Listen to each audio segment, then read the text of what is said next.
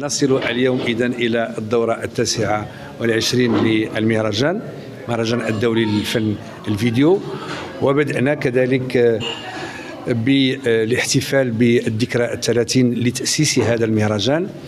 الذكرى هي 29، الدورة هي 29 والذكرى هي 30، لأن المهرجان كما تعلمون أسس سنة 1993، وبالتالي وصلنا إلى 30 سنة من وجوده.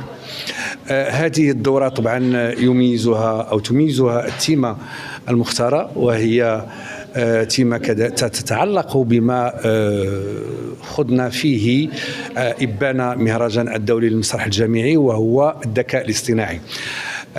إنما سنتكلم عن مرورنا من فن الفيديو لا كاسيت إلى الذكاء الاصطناعي، الانتليجنس ارتيفيسيال. أسئلة كثيرة ستطرح خلال هذه الدورة. هل استطعنا طبعا، أو هل الذكاء الاصطناعي أولا هو فن؟ هل حافظ على فن الفيديو؟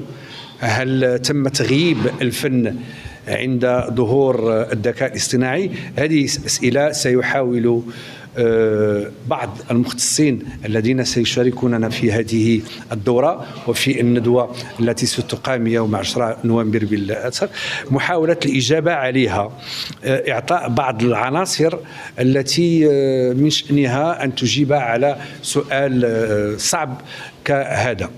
الدول المشاركة جاءتنا من كل أنحاء العالم، من 4 قارات، من آسيا، من أوروبا، من أمريكا، ومن إفريقيا. هذه السنة دعونا إلى هذه الدورة مختصين وفنانين مغاربة كذلك وأجانب.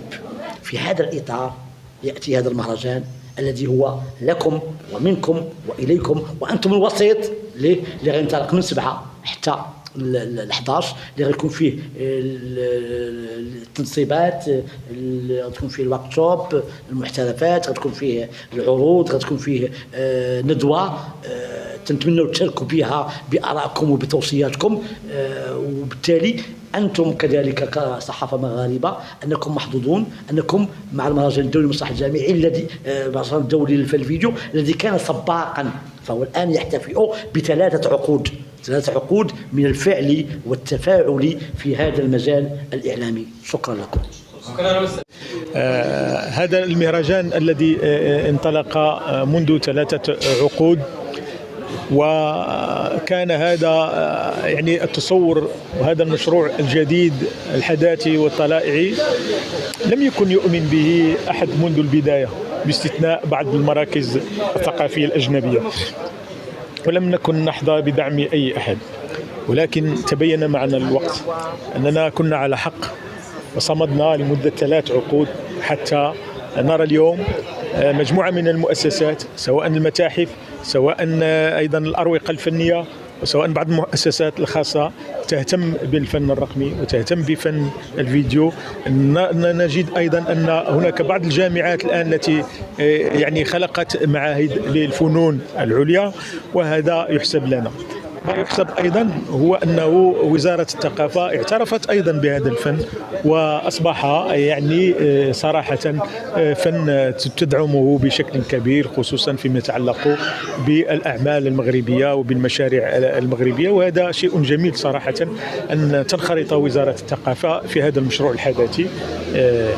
بالنسبة لهذه الدورة وكعادتها يعني كباقي الدورات، يعني أعددنا لكم برنامج يعني دسم غني فيه مجموعة من الورشات التكوينية، ماستر كلاس، ندوات، محاضرات، إضافة إلى أيضا عروض في الرقص والفنون الرقمية، منجزات فنية، تنصيبات أيضا فنية سواء في الواقع المعزز، الواقع الافتراضي، في التنصيبات الارتماسية أو التنصيبات التفاعلية إلى غيره، وأيضا روبوتيك لأنه مهم فدا، إضافة إلى عروض في أو معرض في الذكاء الاصطناعي. إذا كل هذا البرنامج ستشاهدونه وستكتشفونه خلال هذه الدورة.